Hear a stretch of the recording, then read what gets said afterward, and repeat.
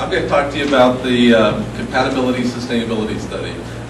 Ms. Celeste talked about what we're doing in this is looking at if we do have changes in the military on the island, the current military that's on the island, how do we work to make sure that we have a compatible environment as we move forward? And what exactly does compatibility mean? That's what we're going to go through in the rest of the presentation. And she also talked about, these are some of our main objectives. Understanding is one of the first ones. She talked about it being an educational opportunity tonight. And that is for you to better understand what it is we're going to be doing to help you on the island, but also for us to understand what you need help with, what are some issues you'd like us to look into, what are things you want us to address as we move forward doing this plan. So we're going to spend about half of tonight actually having you get up and go around some different tables and talk to us and tell us what are some issues, point on the maps where you think we need to look at items, really give us a good foundation for what are the local items and local issues that you want us to look at and to talk about as we do this plan and move forward. For the last several months, we've been on and off the island collecting information, doing interviews with the key leaders and agency directors for Guam and other regulatory agencies, but getting a good foundation of information upon which we can build some of the study. But tonight is our first set of public workshops. We've had 2 others this week, as you may have heard on the news. But its main purpose, again, is to give us a good foundation in knowing what the real issues are for folks that are living here on the island. The collaboration side is one of the big things that we get out of one of these compatibility studies. That is, how do we all work together to better understand what our impacts are and how to plan to move forward. Working together with the military, understanding what they're proposing, understanding how that might affect the quality of life and how to make adjustments to that to reduce the impact of things we can talk about as we look at compatibility. The last thing we do in our plan is actions.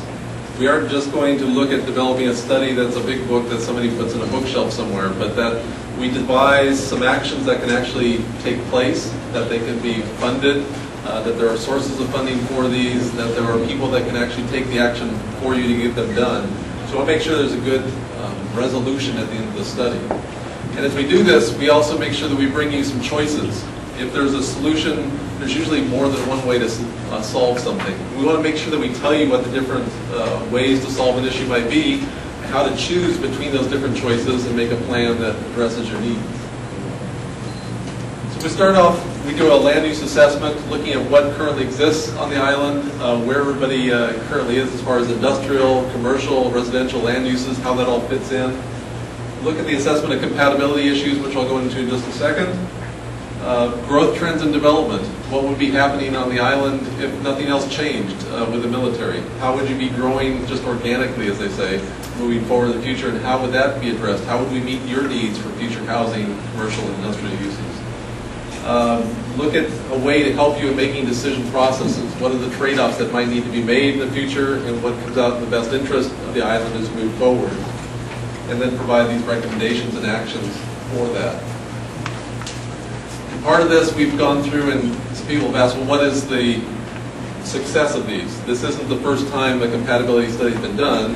Stateside, there's actually been quite a few of them done. They usually call them joint land use studies over there. And we've actually conducted quite a few of these in a wide range of areas. Just highlighting a little bit of what comes out of some of these studies. This is an example from Kern County, which is in the Central Valley of California. One of their issues was it was a big opportunity for wind generation. But at the same time, it was used for low altitude flight for both private aircraft as well as military aircraft. So how do you plan for this event? One way they did it was to do this red, yellow, green map.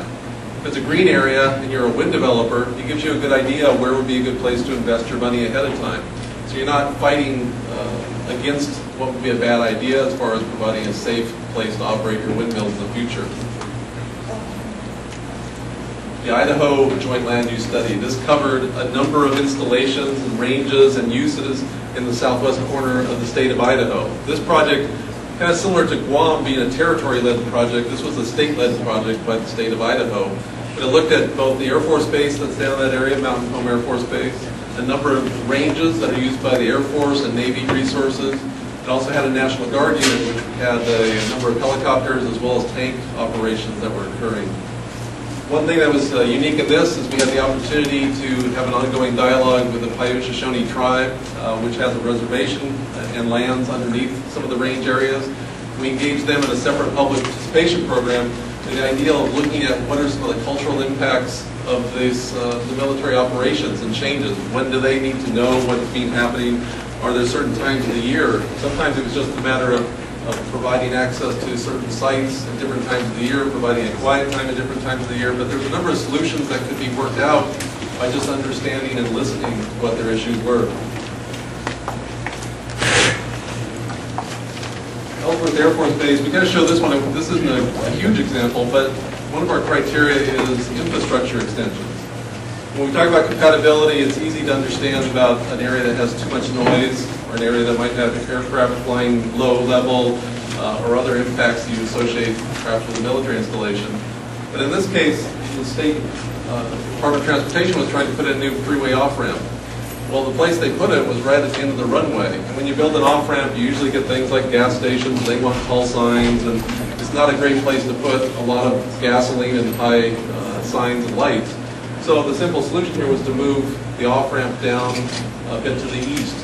But this is one of those aspects that you just work together to look at a solution that benefits both, you can come out ahead. The final one we're pointing out is an area where we did natural resource habitat protections. We were able to look at an area that was used for military training routes and also work with private organizations and funding sources to protect some natural resources that were important to the state of Florida, while at the same time allowing some continuation of the military overflight. So this benefited the area by providing money into some landowners who had land that couldn't be used for other things because of the natural resource protections that were already on the properties, and at the same time provided the protections for the resources.